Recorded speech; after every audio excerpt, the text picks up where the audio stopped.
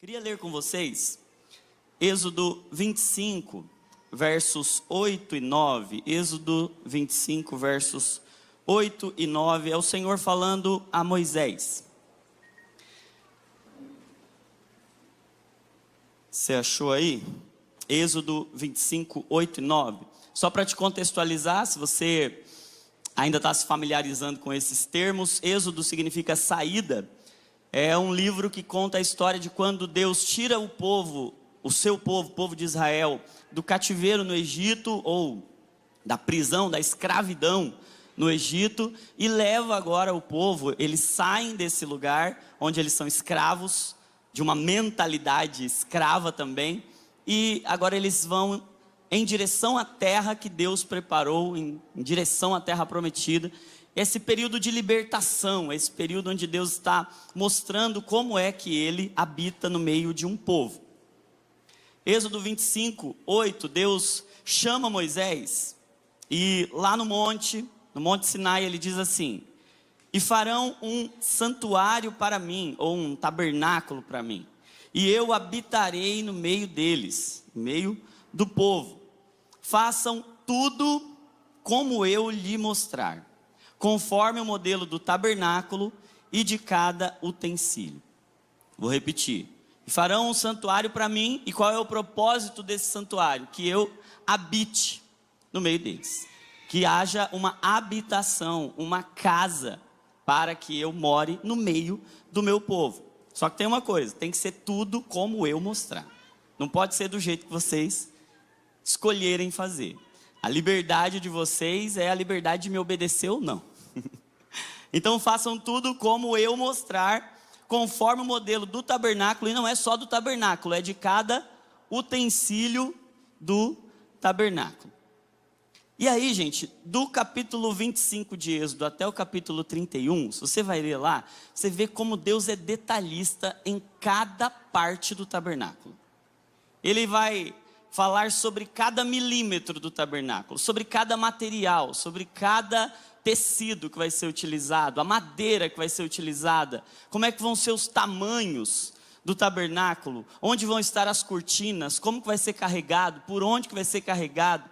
Deus tem algo a dizer sobre a mobilidade, sobre o tamanho, sobre os utensílios, os ingredientes, e quem vai poder acessar, quem não vai poder acessar, e quais são as partes que vão ser disponibilizadas para o povo e quais partes vão ser só para o sacerdote, que tipo de roupa que o sacerdote usa, o peitoral que o sacerdote vai usar. Dentro de todas essas medidas e de exigências de Deus, eu parei para pensar. Eu estava lendo, estudando o Êxodo, eu falei: meu Deus, como o Senhor é detalhista, como o Senhor tem algo a dizer sobre cada mínimo detalhe dessa casa. E aí, enquanto eu orava e perguntava para o Senhor por que tantos detalhes, e aí veio um pensamento forte ao meu coração, creio que do Senhor, dizendo que é porque Deus se importa muito com o lugar onde Ele mora. Deus se importa demasiadamente com o lugar onde Ele habita. E Ele tem algo a dizer sobre cada pedaço do lugar onde Ele mora, do lugar onde Ele habita. E já tem algum tempo que o Senhor vem tratando algo no meu coração, e eu venho sendo mastigado por essa palavra, eu venho sendo moído por essa palavra. Em Êxodo, no capítulo 34, verso 14, está escrito assim: porque o Senhor, eu perguntei: Deus, por que tudo isso? Por que tantos detalhes? Por que tanta coisa? E Êxodo 34, 14, foi a resposta de Deus ao meu coração. Por que tudo isso? E a resposta de Deus é: porque o Senhor, cujo nome é zeloso, é de fato Deus zeloso. Gente, a gente estava cantando aqui agora sobre o nome do Senhor, como o nome de Deus é poderoso, como o nome dele está acima de todo nome, e como o nome dele nos salva, e como o nome dele é a razão pela qual importa que sejamos salvos. O nome dele, nunca tinha parado para pensar nesse nome de Deus. O nome de Deus é zeloso. com Z maiúsculo. É nome próprio. Quando você quiser saber o nome de Deus, dentro de tudo que você sabe sobre o nome de Deus, lembra Êxodo 34:14. O nome de Deus é zeloso. Deus se importa com tudo que envolve o lugar onde Ele habita. E Ele zela, Ele cuida. E zelo tem essa conotação de uma atenção aos detalhes. É uma dedicação muito profunda. É o oposto da negligência, é o oposto do relaxo. É o oposto do de qualquer jeito. Deus é zeloso, então o fato de Deus ser zeloso com o lugar onde Ele mora, gera em nós uma responsabilidade muito grande. Por isso, Ele passa o livro do Êxodo, depois o livro do Levíticos, depois lá em Deuteronômio, você vai ver toda a preocupação de Deus em edificar um lugar onde a presença dEle possa habitar, porque esse lugar tem que ser um lugar que mostra o zelo dEle. Liturgias, não podia ser de qualquer jeito, a hora que quisesse. Os hábitos do tabernáculo, a liturgia do tabernáculo, os horários do tabernáculo, as medidas, tudo tem que mostrar esse zelo, esse nome, esse caráter de Deus. Deus de fato é zeloso. Por quê, gente? Porque isso mostra quem mora lá. Isso não diz respeito a um lugar, isso diz respeito ao dono daquele lugar, aquele que habita. Então, gente, eu me enchi de temor, mas aí ao mesmo tempo veio um alívio ao meu coração. Eu falei, graças a Deus que o Senhor não me pediu para participar da construção desse tabernáculo, porque é muita exigência, é muita coisa, é muito detalhe, e eu não ia dar conta disso aqui não. Imagina Moisés anotando tudo assim, detalhe por detalhe, medida por medida, material por material, não pode errar. Eu falei, ufa, graças a Deus que pra gente, nós não estamos nesse tempo. Graças a Deus, né? Aí, beleza, fui ler o Novo Testamento. Aí eu cheguei lá em 1 Coríntios capítulo 6. Eu queria que vocês abrissem aí comigo, 1 Coríntios capítulo 6, verso 19. E aí o que era um conforto se tornou um desespero. Porque 1 Coríntios capítulo 6, a partir do verso 19, diz assim: acaso não sabem que o corpo de vocês é santuário do Espírito? Esse Espírito Santo que habita em vocês, e que lhe foi dado por Deus, e que vocês não são de vocês mesmos.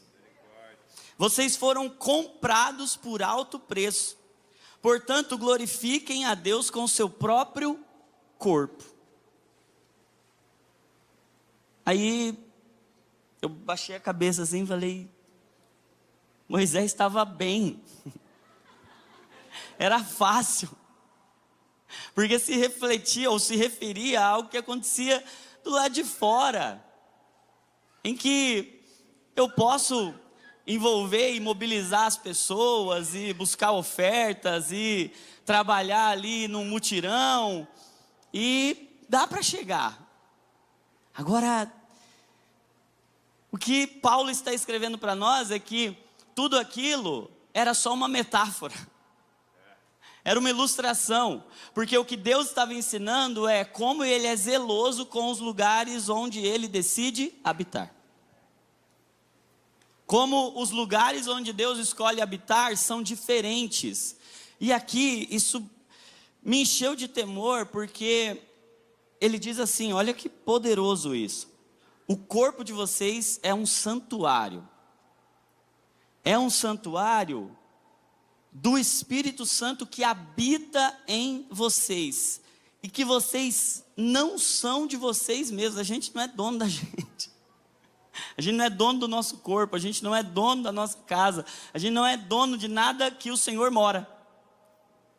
A gente tem uma responsabilidade de cuidar de algo que é de Deus, de ser mordomo daquilo que Ele é o dono, e que foi comprado não com dinheiro, mas com um alto preço, o preço do Filho dele entregando-se na cruz do Calvário. Então você quer saber quanto vale uma coisa?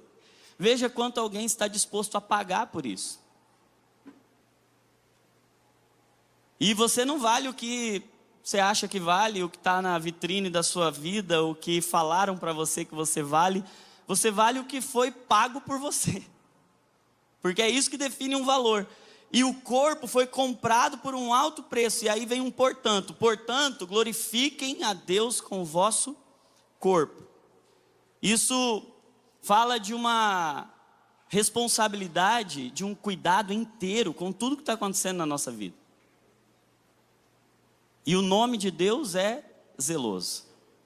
E Deus tem algo a dizer sobre cada pedacinho desse templo aqui. Sobre cada medida, sobre cada utensílio, sobre cada ingrediente que entra dentro dele. E eu não sei se vocês vão lembrar do tabernáculo, mas aí fica uma coisa legal também para vocês buscarem durante essa semana. O tabernáculo, esse santuário, ele tinha 3 partes. Ele tinha um lugar externo, que era o átrio, era tabernáculo já. Não era uma parte que não era tabernáculo. Era uma parte externa, o átrio. E lá dentro, esse lugar interno se dividia em 2 partes. Essa parte externa era descoberta. Estava exposta à luz, exposta ao clima, ao tempo. Já esse lugar interno, ele era coberto. E esse lugar interno, ele tinha exigências ainda maiores. E esse lugar interno se dividia em 2 partes. Tinha o lugar santo, que era onde os sacerdotes entravam. E tinha o lugar santíssimo, que era dividido por um véu. E era nesse lugar que só o sumo sacerdote entrava uma vez por ano para oferecer sacrifício pelo povo. Esse santuário, ele lembra muito essa nossa estrutura aqui, porque a gente também tem um lugar que é externo, que está exposto ao ambiente. A gente tem um corpo físico externo, que está em contato com tudo, com toda a realidade de fora. A gente tem um lugar interno que se divide em 2 partes. E aí tem uma discussão para mim, assim, meio que sem propósito, se nós somos corpo e aí alma e espírito é uma coisa só, ou se é corpo, alma e espírito. Aí tem uma disputa lá dos dicotomistas com os tricotomistas. Na realidade é tudo muito sem diferença, porque até dentro lá do santo do tabernáculo, esse lugar interno, ele se dividia em 2 partes. Aí você percebe que tem uma similaridade entre o nosso corpo. Tem uma parte externa, lá do lado de dentro tem alma, tem espírito, tem um lugar em que é o lugar do espírito, onde a gente ouve e o espírito pulsa dentro de nós. Mas tem também a nossa alma, onde a gente tem um fluxo de pensamentos, de sentimentos, de afetos, onde a gente faz essa conexão do ambiente externo com o que está acontecendo lá no espírito. E não é à toa que essa estrutura é muito parecida, porque Deus estava ensinando em cada detalhe. Mas sabe, gente, o que esse texto encheu meu coração de temor é que o que está acontecendo aqui no meu corpo está pregando sobre quem habita em mim. Os nossos hábitos, eles revelam quem habita em nós. E aí tem uma responsabilidade, e esse é um outro texto que eu queria que vocês abrissem comigo. Primeira carta de João, no primeiro capítulo, no primeiro verso. Primeira carta de João 1:1. Diz assim: o que era desde o princípio. Então olha a sequência. O que ouvimos, primeira coisa, o que ouvimos. Segundo, o que vimos com os nossos olhos. Terceira coisa, o que contemplamos. E quarta coisa, as nossas mãos apalparam. Isso proclamamos a respeito da palavra da vida. Gente, nós falamos muito esse ano e nós temos entendido de Deus que nós precisamos contemplá-lo, sim? E que nós somos transformados à medida que nós contemplamos. Mas você percebe que o ápice da revelação de Deus não é a contemplação. A contemplação está seguindo, primeiro você ouve, o ouvir chama a sua atenção, agora os seus olhos começam a vê-lo, e aí a partir do vê-lo você começa a concentrar e fixar os seus olhos para a contemplação, e a contemplação é um olhar atento, a contemplação é um olhar em que não se desvia, é um olhar preso, mas a parte máxima da revelação de Deus não é que a gente o contemple, mas é que ele possa ser tocado. Por que Deus não se revelou ao mundo por meio da mensagem do Evangelho? Por que não é simplesmente uma revelação sensorial, da gente sentir a presença dele aqui? Mas ele diz que no ápice, na plenitude dos tempos, Deus enviou seu Filho em um corpo. As mãos apalparam. E se a gente ler João capítulo 1, vai dizer que o verbo se fez carne, Cristo Jesus se fez carne e habitou entre nós. O verbo habitar ali é armar um tabernáculo. Ele se fez um tabernáculo. Por quê? Porque as pessoas precisavam tocar. Porque o lugar onde Deus mora não pode ser só onde as pessoas sentem, mas tem que ser um lugar que as pessoas possam tocar. E para tocar tem que ser algo físico, tem que ser encarnado, tem que ser um corpo. Então, Cristo Jesus vem nos ensinar a viver com os hábitos de um tabernáculo. A habitação de Deus, o lugar onde Deus habita, o lugar onde Deus mora é desse jeito. E nós somos imitadores de Cristo, nós somos cópias de Jesus. Então nós precisamos nos tornar este lugar. Pastor Guilherme de Carvalho, quando esteve aqui no aniversário da igreja, ele falou algo muito poderoso. Ele disse que Deus quer que a gente sinta a presença dele. E nós temos orado por isso. Para que ele se revele, para que ele caia sobre nós, para que a gente o veja, para que a gente o contemple. Mas ele disse algo: Deus não quer apenas que a gente sinta a sua presença. Deus quer que a gente seja a sua presença. E eu acho que nós estamos nesse momento agora, de entender que nós precisamos ir do terceiro passo aqui, do contemplar, para o quarto passo aqui, que era o ser a presença de Deus em um lugar. Quando a gente se reunir aqui, a gente se reúne para ser a presença de Deus palpável para alguém. E isso envolve algo palpável. Isso envolve um tabernáculo. Isso envolve algo visível. Isso não é algo místico apenas. Isso não é algo sobrenatural apenas. Isso é algo natural. É o sobrenatural invadindo o natural. É o sobrenatural invadindo nossa família. É o sobrenatural invadindo as nossas igrejas caseiras. E é o sobrenatural invadindo esse corpo aqui. O corpo dessa morte. Fraco. Frágil. Exposto a tudo que tem nesse mundo. Mas um lugar do Deus zeloso. E gente, nós não podemos negligenciar o corpo, porque a mensagem do Evangelho é sobre o corpo. A ressurreição não é a ressurreição do seu espírito, o seu espírito já está pronto. A ressurreição é uma mensagem que Deus se importa tanto com o seu corpo, que mesmo depois da sua morte, Ele vai ressuscitar esse corpo aí. E não faz o menor sentido Deus se importar tanto com esse corpo e a gente ser negligente. E a gente ser relaxado. Deus quer revelar a presença dele a partir de algo palpável. Onde você chegar, a presença de Deus chegou, e isso é uma estrutura completa, integral, corpo, alma, espírito. É um lugar em que tudo está funcionando como o dono, como o Senhor exige.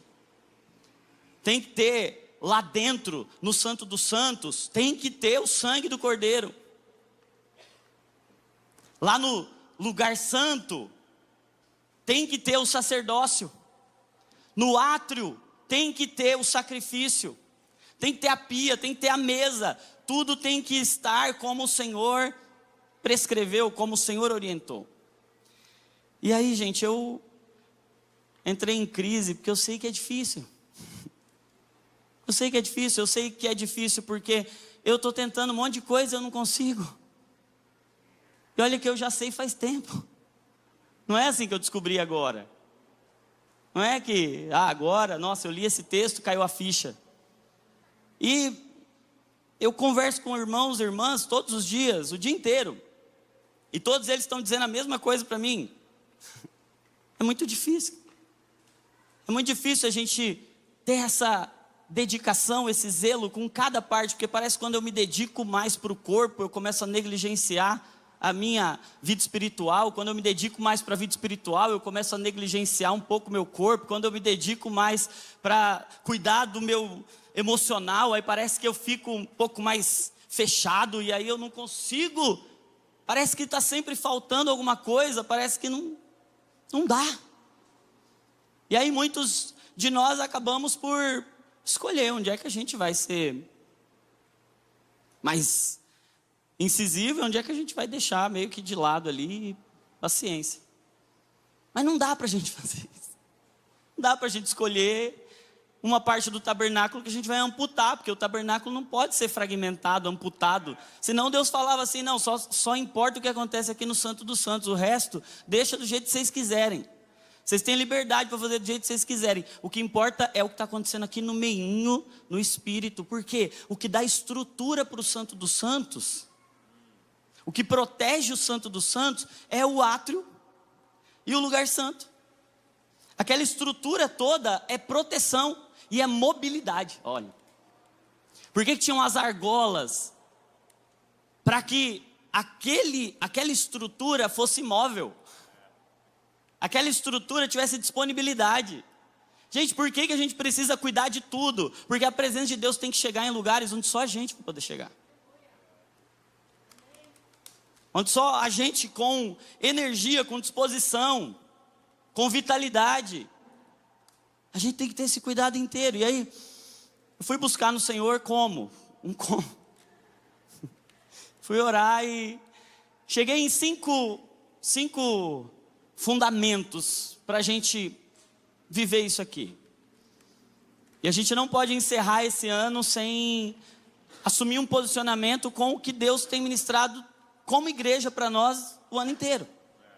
Não pode simplesmente ser um tema do ano e a gente entrar um ano, sair do ano, repetindo a mesma coisa, vivendo o mesmo ano várias vezes.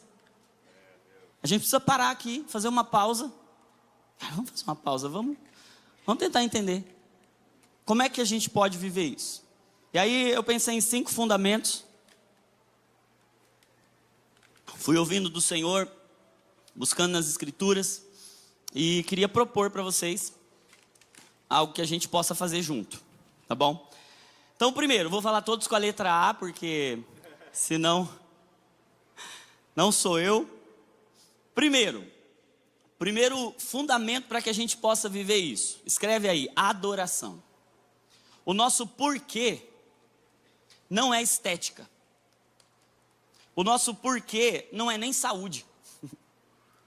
Porque tem gente que fala assim, não, eu me aceitei bem assim, do jeito que eu sou, e eu sou feliz, e eu sou saudável. Então eu não preciso de um zelo maior, eu não preciso de uma dedicação maior. Por quê? Porque eu estou feliz e eu sou saudável. A motivação do cristão não é fazer para ser saudável, e não é fazer para ser belo. A motivação do cristão para o cuidado com o santuário é a adoração. Por que que a gente vai cuidar do nosso corpo? 1 Coríntios 6 já disse pra gente, por quê, gente? Porque ele existe para um propósito, a glória de Deus.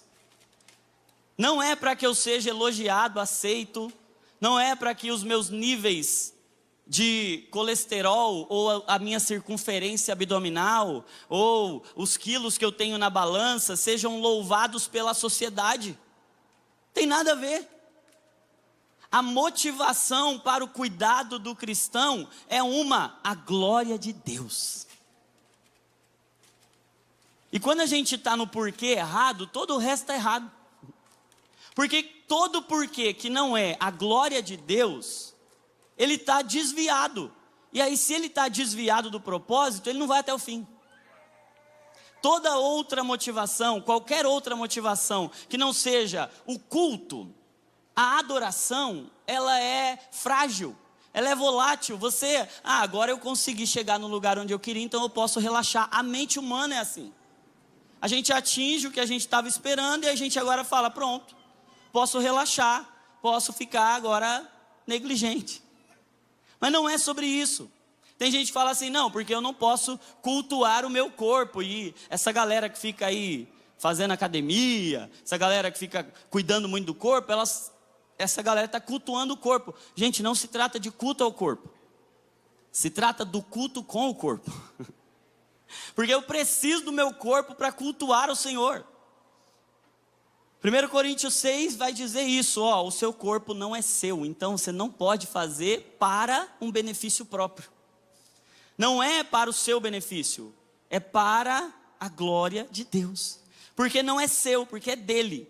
E Romanos 12, olha que poderoso isso. Romanos 12, a gente conhece esse texto, ele diz assim, portanto, eu rogo-vos, pois, irmãos. Quando Paulo está dizendo, eu rogo isso, ele não está dizendo assim, vou dar um conselho para vocês. Eu estou fazendo assim um pedido, mas não é um pedido, é uma intercessão. Eu estou rogando, é como se eu estivesse implorando para vocês. Eu rogo-vos, pois, irmãos, que vocês apresentem o corpo de vocês como um sacrifício vivo, santo e agradável, que é o vosso culto racional. Então, por que a gente cuida de cada pedacinho da nossa vida? Porque isso é culto. Porque a forma como eu vivo é um culto. Ou a mim, ou a Deus. Ou as minhas vontades, ou a vontade de Deus. Então, qual é a única motivação possível e aceitável para que a gente possa mudar? É a gente tirar os olhos de nós. E colocar os olhos naquele que é digno de tudo. Inclusive da minha boca fechada. Inclusive de eu parar, que seja 15 minutos, e ir fazer algum tipo de movimento para o meu corpo. Por quê, gente? Porque eu preciso cuidar do meu colesterol? Também. Porque eu preciso cuidar do meu joelho? Também. Mas mais do que isso, é porque Ele é o dono e Ele precisa ser glorificado com o meu zelo. A medida do amor, ou a medida da nossa relação com Deus, não é agora o IMC, não é a circunferência, a medida é o zelo. Porque tem gente que está olhando, não, eu estou magrinho, mas não está sendo zeloso. E tem gente que está olhando, está falando, eu estou gordinho, mas eu estou sendo zeloso. A medida não é como eu estou no espelho, a medida é como eu estou no zelo. Tem gente que só acha que tem sorte. Igual o Luciano Subirá conta, né, no livro dele, Cuidado com o Corpo.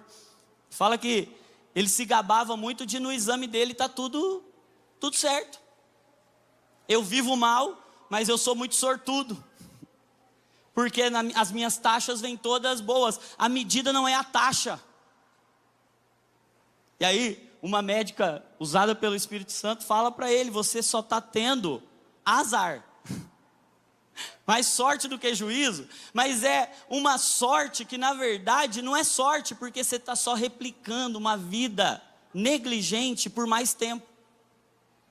Seria melhor se você estivesse numa crise, seria melhor se você estivesse tendo dor, seria melhor se você se olhasse no espelho e ficasse incomodado, porque aquilo poderia ser usado como uma matéria-prima de transformação.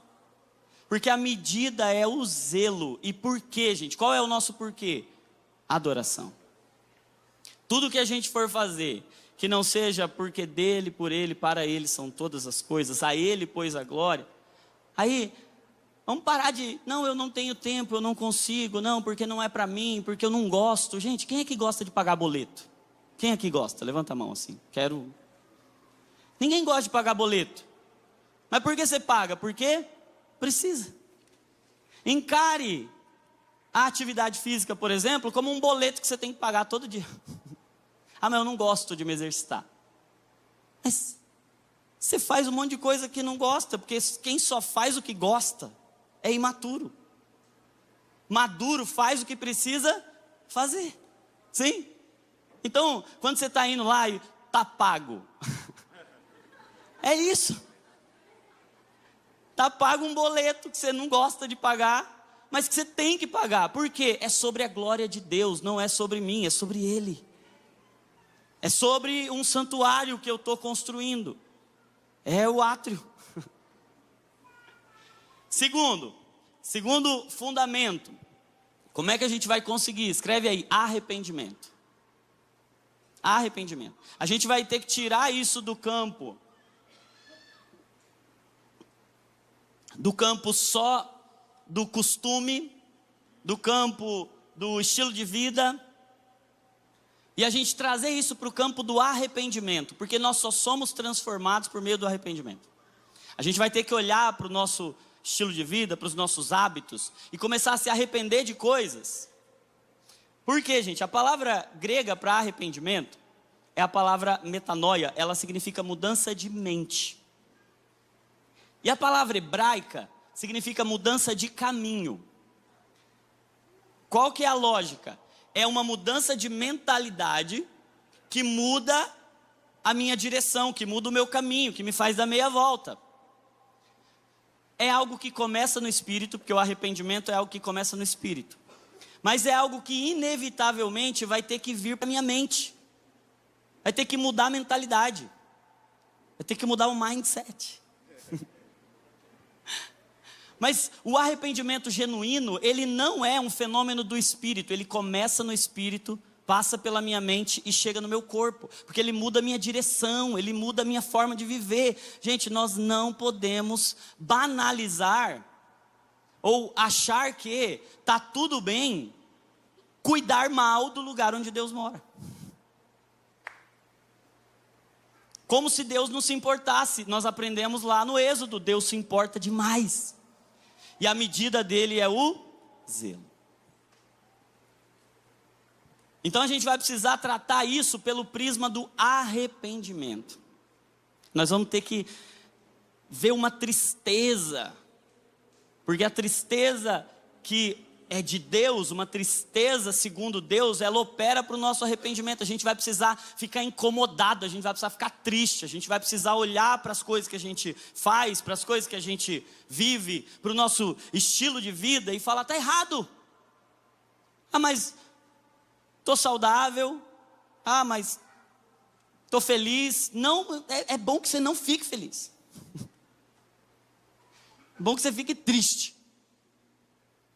Mas que essa tristeza operada pelo Espírito Santo gere uma mudança de mente e uma mudança de caminho.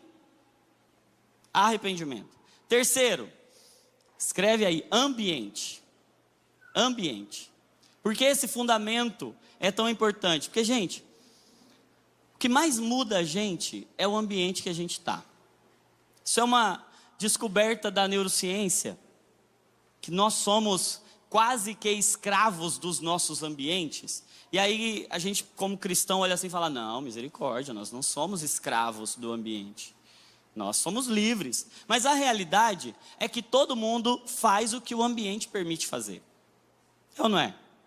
Agora, por exemplo, você consegue comer um caviar agora, aqui assim? Agora, nesse momento. Mesmo que você quisesse, você não consegue, porque o ambiente não permite. Se você estivesse num ambiente onde aquilo está disponível, você poderia fazer. Mas a gente faz o que o ambiente permite. E aí, a questão é que a gente se preocupa muito com a força de vontade, se preocupa pouco com o ambiente. mas o ambiente é mais forte do que a vontade. Já tem um monte de pesquisa comparando pessoas que têm força de vontade para fazer alguma coisa e pessoas que criam um ambiente onde aquilo lá é cultural. Criam um ambiente onde aquele hábito é algo natural. Elas convivem em um ambiente onde aquilo ali é feito. E elas dificultam o ambiente, ou elas não têm no ambiente aquilo que elas não querem viver. Gente, se você tiver na sua geladeira um doce, o ambiente está influenciando você no momento em que você está mais tenso, mais irritado, você inevitavelmente vai pegar aquilo porque o ambiente permite. Só que, isso não é espiritual, isso é uma coisa muito externa, muito supérflua. Mas, gente, tudo na nossa vida é ambiente. Por isso que Deus escolhe vir morar em nós, para mudar o ambiente. E o que mais muda a gente é quando o Espírito Santo entra dentro de nós, porque o que mudou? Mudou o ambiente.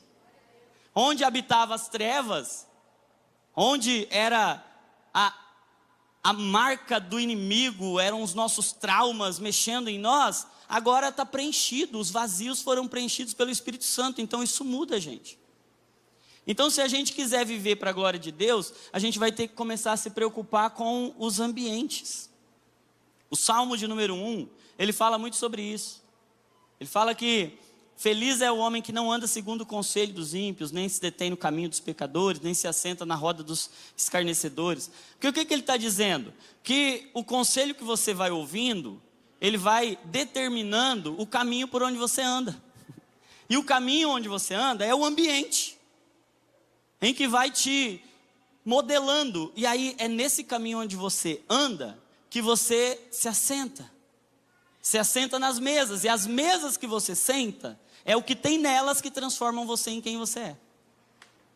Por isso, feliz ou bem-aventurado é aquele que tem o seu prazer na lei do Senhor, e nela medita dia e noite. Ou seja, ele está mudando o ambiente, ele está plantado junto a ribeiros de água. Gente, nós somos o que o ambiente faz da gente.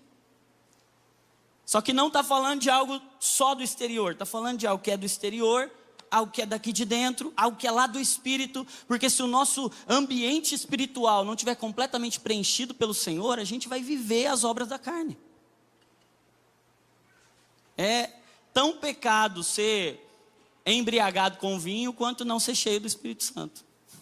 É o mesmo versículo: não se embriaguem com vinho, mas enchei-vos do Espírito. Nós precisamos mudar os nossos ambientes. Quarto, escreve aí: amizades.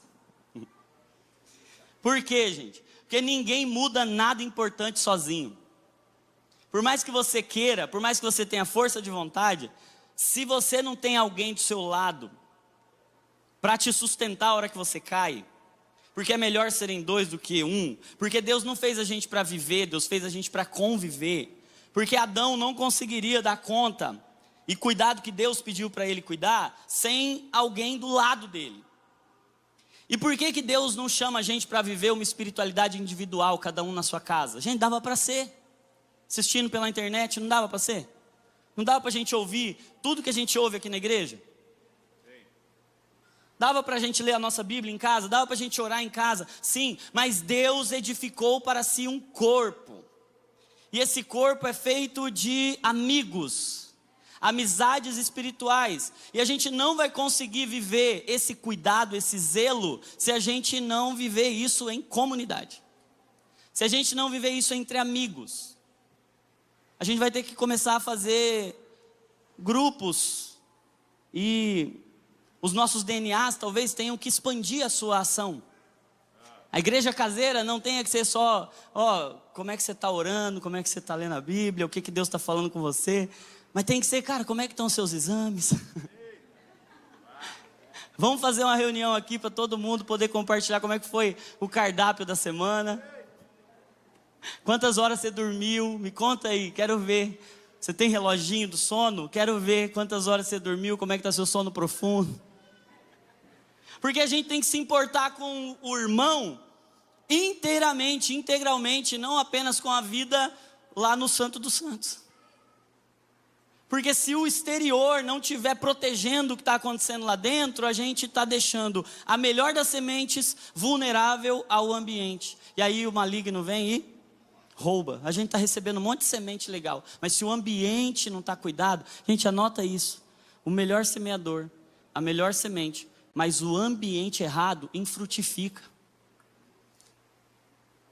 Há uma infertilidade em nós quando está tudo certo, mas o ambiente está errado. É a parábola do semeador. É Jesus, o melhor semeador. É o evangelho, a melhor semente. Mas quando cai num ambiente errado, a gente precisa projetar esses ambientes. A gente precisa ser um ambiente assim.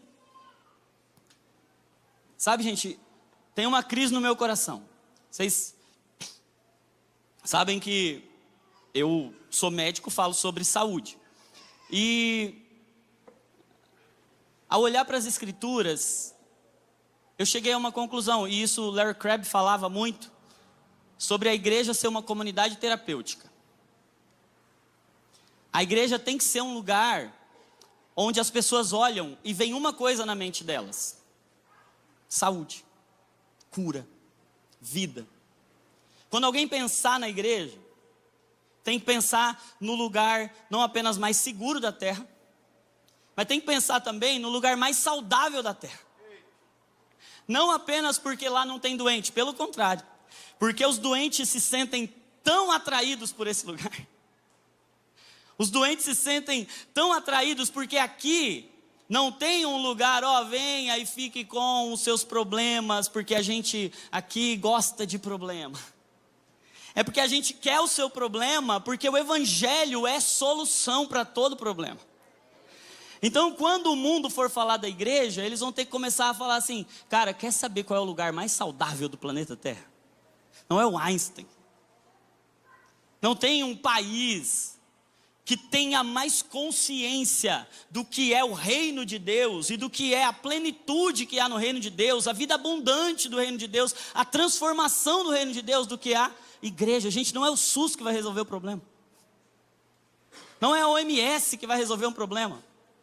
Quem vai testemunhar sobre o reino de Deus, que é paz, justiça e alegria no Espírito Santo, é a igreja.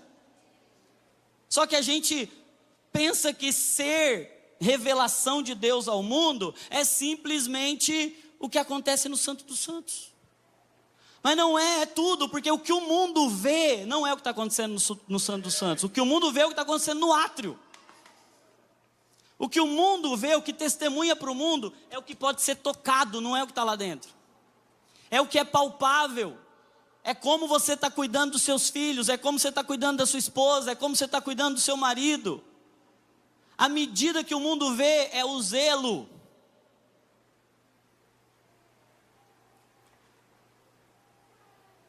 Silêncio. E quinto, última palavra, ou último fundamento para a gente viver essa transformação: o amor. Por que o amor, gente? Porque eu tenho entendido que a Bíblia é sobre duas óticas. Ou a vida é sobre duas óticas. Quando o pecado entrou no mundo, mudou a ótica. Os olhos de Adão foram abertos, você lembra disso? E o que foi que ele viu pela primeira vez? O medo. Primeira coisa que ele viu, ele sentiu medo. Ele viu uma falta, ele olhou e falou: está faltando alguma coisa em mim. Essa falta faz com que ele sinta medo. O medo faz com que ele fuja. E ele foge de Deus. E vai se esconder em coisas que o próprio Deus fez. Ele vai se esconder atrás das árvores. Ele vai se esconder atrás das folhas de figueira. Tudo isso porque ele sentiu medo. E o medo por quê? Por causa de uma falta. Gente, olha essa sequência. Toda fuga nossa é medo. E todo medo é uma falta. Então essa ótica opera em nós desde quando a gente nasce. A gente já nasce, o primeiro sentimento que a gente tem quando a gente nasce é medo. Nenhum bebê chora porque ele está alegre que ele nasceu. O bebê não chora, uau, welcome. cheguei chegando, agora eu vou mudar esse planeta. Não, o bebê chora porque ele estava em um lugar de segurança, e ele agora é tirado, e tem uma memória traumática lá dentro dele, ele nem sabe, mas automaticamente dispara uma resposta de medo, o coração dele acelera, ele começa a chorar, a respiração dele fica ofegante, porque ele está indo para um lugar que é caracterizado pela falta.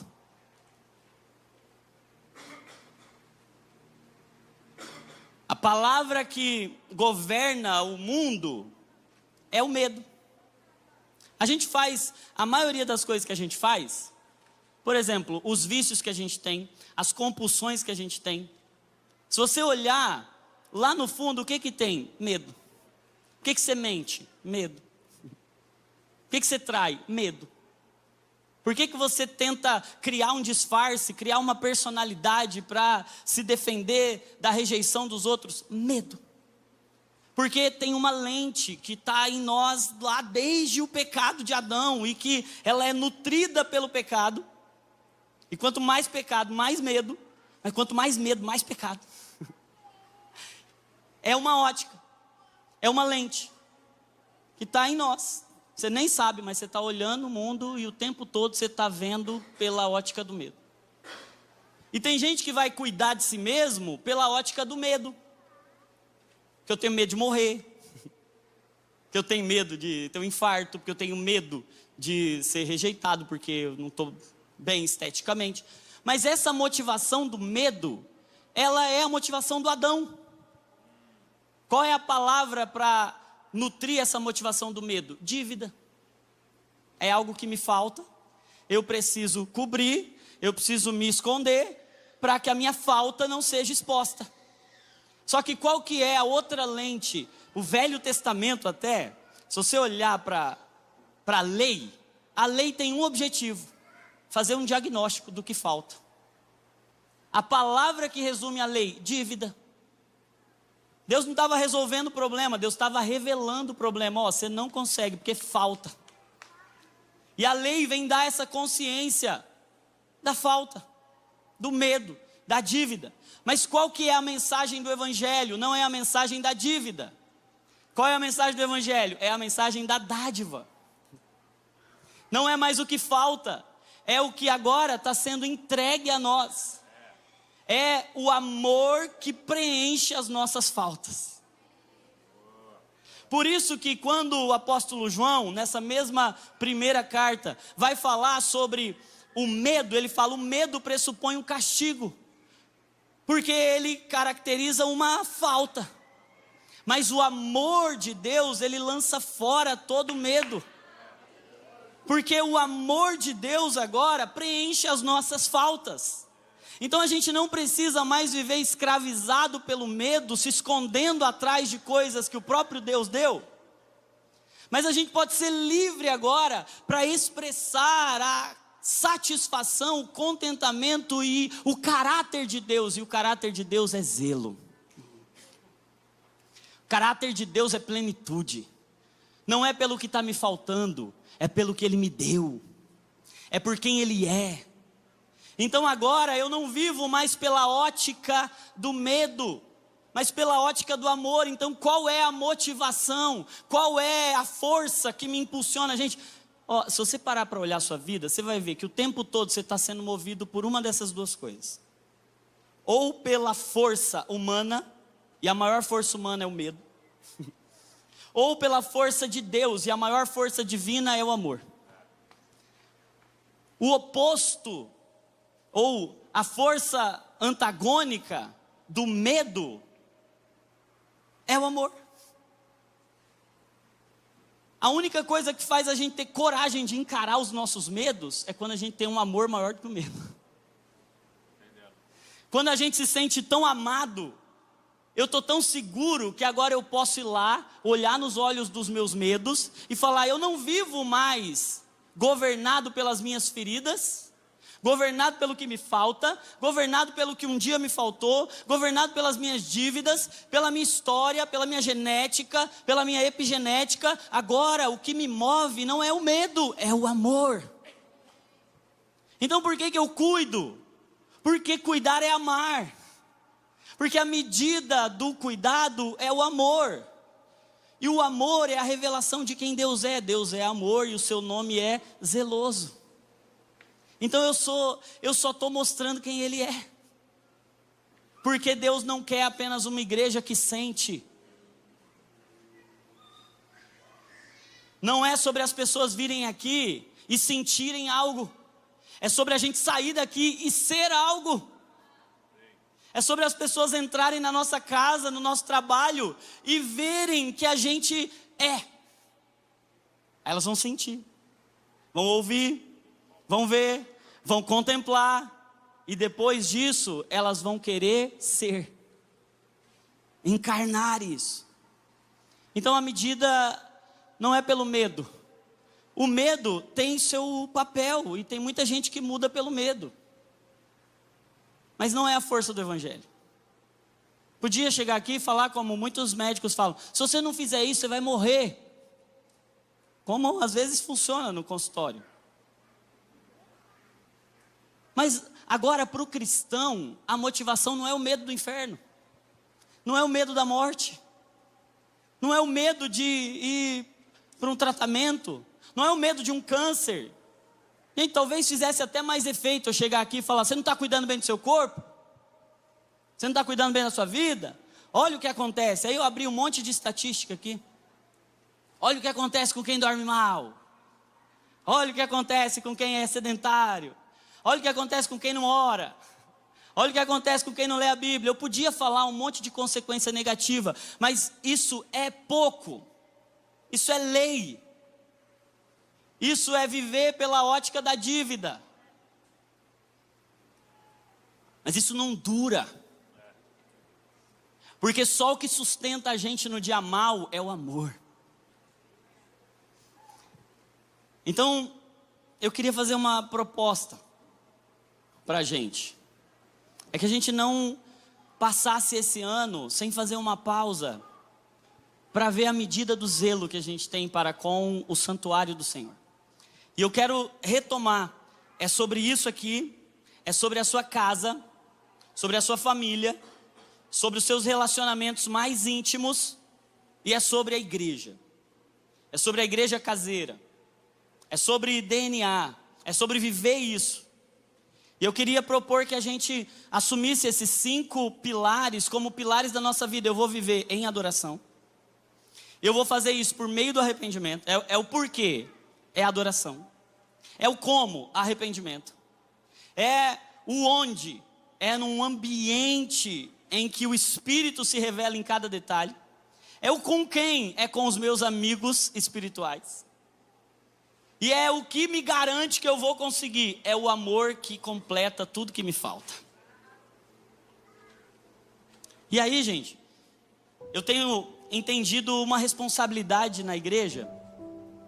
Se você ler depois um pouquinho lá para frente, se eu não me engano no capítulo 35 de Êxodo, Deus chama um homem chamado Bezalel. Quem lembra da história de Bezalel? Deus chama Bezalel e enche ele do Espírito Santo.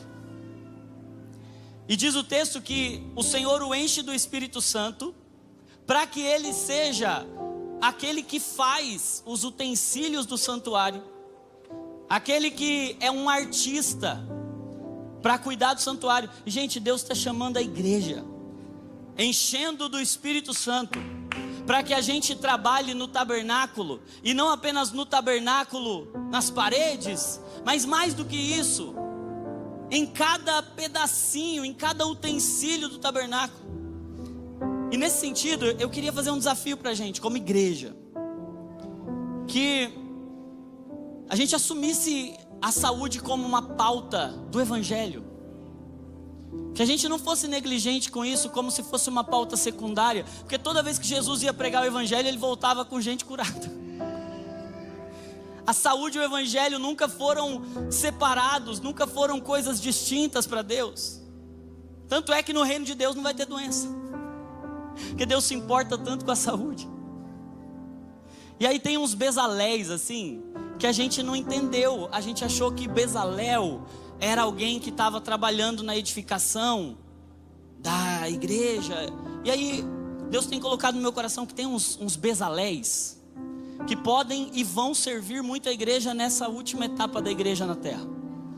Vão ser os profissionais de saúde cheios do Espírito Santo, que vão assumir essa causa e vão servir a igreja. Não estou nem falando do que vai acontecer lá do lado de fora, mas nós vamos nos envolver como igreja, falar, gente, vamos cuidar um do outro.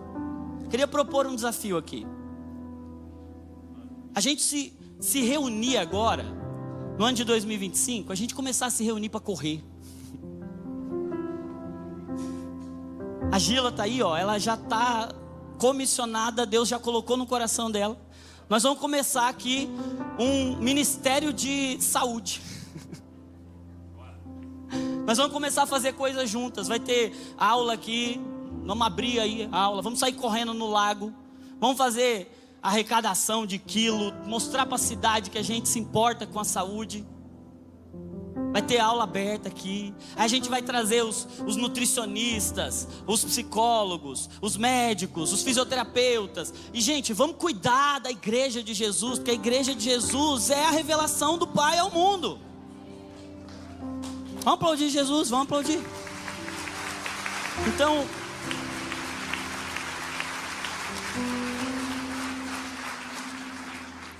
essa é uma mensagem de Deus para esse tempo, para nós como igreja nesse ano. E a gente não pode encerrar esse ano sem dizer, eu entendi, Senhor. E eu não apenas entendi, mas eu estou me posicionando agora. E eu queria, tem algum profissional de saúde aqui? Queria convidar você, assim, que é profissional de saúde, se colocar de pé. E aí, depois que você já ficou de pé, era só um jeito mais fácil de você vir aqui na frente. Vem aqui na frente. Pode vir aqui, todos os profissionais de saúde.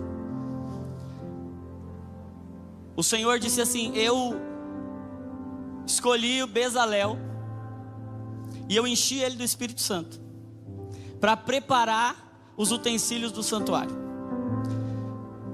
E nós como igreja vamos orar por esses Bezaléis aqui, amém? Por esses Bezaléis. E aí eu queria já desafiar, em janeiro a gente se reunir aqui, nós os profissionais de saúde, envolver com a Justiça Real. Justiça Real já tem ação nesse campo, e a gente aumentar o som da nossa voz e a gente entender a nossa missão. Saúde não é uma concorrente, os profissionais de saúde não são concorrentes do Evangelho, são pregadores do Evangelho.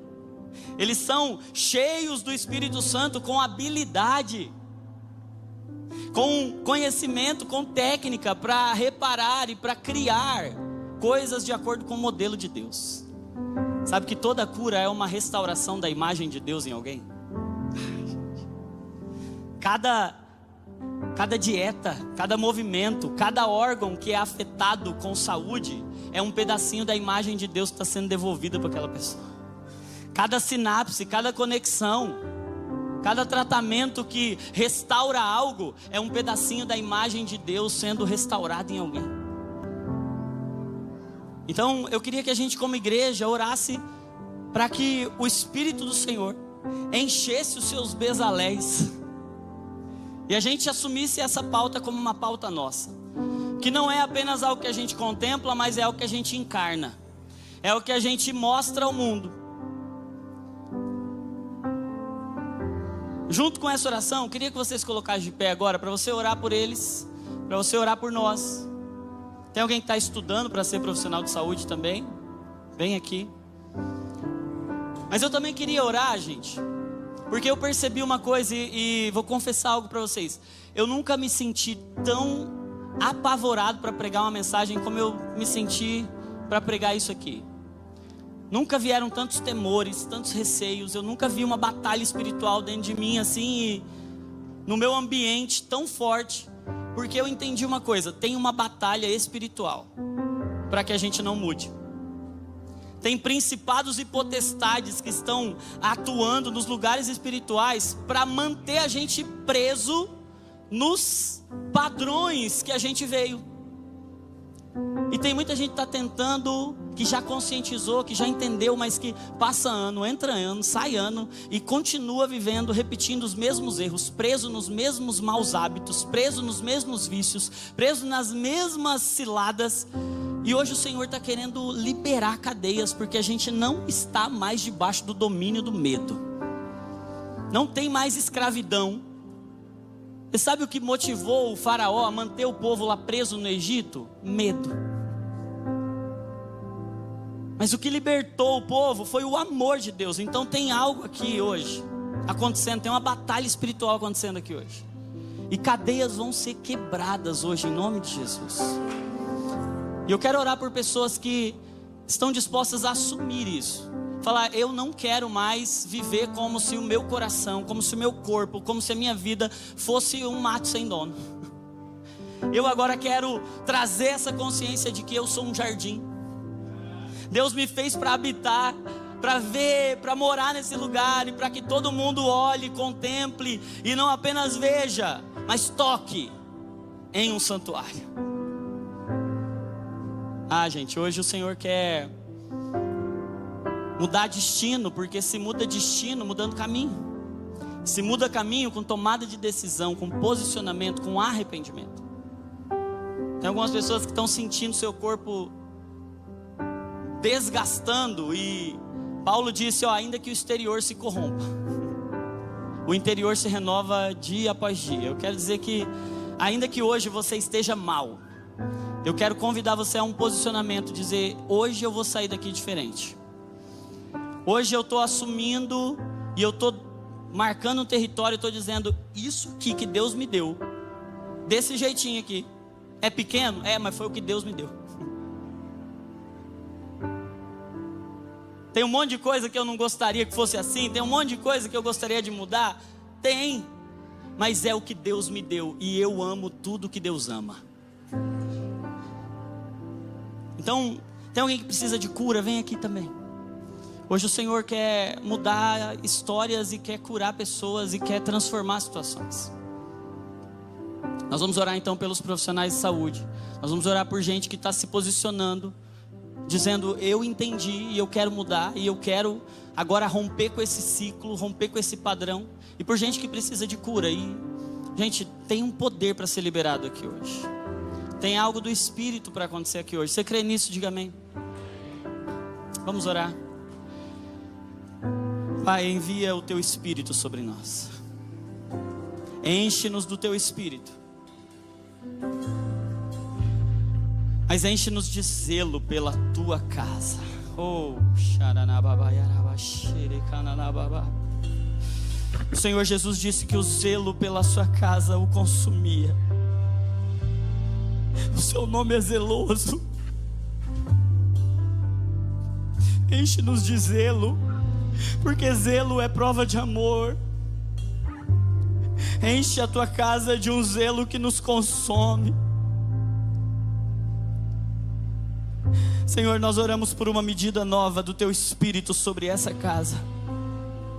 Nós oramos, Pai, por uma revelação. Nós oramos, Pai, por esse lugar não apenas como um prédio, mas como um santuário de pedras vivas, que onde vão, podem ser tocadas, e onde cada um de nós chegar, a Tua presença chegou. Pai, nós assumimos uma responsabilidade com a Tua presença. Pai, a Tua causa, o Teu propósito para esse mundo é mostrar a Sua presença, é revelar a Sua presença por meio de nós. Então, Pai, nós oramos agora por um zelo pela Tua casa, por um zelo pelo santuário, por um zelo pelo templo, por um zelo pela Tua causa, pelo Teu amor, pelo aquilo que o Senhor está fazendo, Pai. Senhor, nós nos comprometemos com a saúde, não apenas a nossa, mas daqueles que a gente ama. Pai, nós vamos criar famílias, ambientes espirituais, onde a gente cuida um do outro, e cada pedaço desse santuário é tocado. Pai, nós oramos agora como igreja pelos profissionais de saúde. Pai, nós cremos em um derramar do Espírito sobre eles agora. Nós cremos em um derramar do Espírito sobre nós. Nós estamos sendo enviados, nós estamos sendo comissionados agora como Bezalel, para tratar, para cuidar, para edificar, para fazer, para restaurar a tua imagem no mundo e pregar o teu evangelho por meio das boas novas que trazem saúde e alegria. Pai, que a igreja seja o lugar onde os feridos podem chegar, porque aqui tem azeite e tem vinho. Que a igreja seja conhecida no planeta Terra, e nós assumimos essa mensagem. A igreja é o lugar mais saudável da terra, e o mundo vai testemunhar isso. O mundo vai olhar para a igreja e não vai ver lugar de manipulação, vai ver um lugar de cura, de restauração. Não é um lugar de abuso, é um lugar de tratamentos profundos, Pai. Senhor, nós oramos agora por todos aqueles que estão precisando de cura. Nós clamamos agora ao poder da ressurreição. O poder que ressuscitou a Jesus Cristo dentre os mortos, ressuscita agora pedaços que estavam mortos em nós, Pai.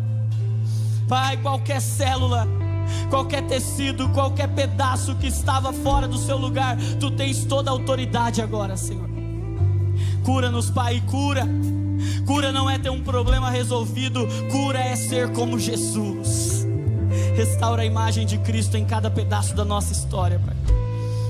Em nome de Jesus, em nome de Jesus, vamos adorar ao Senhor.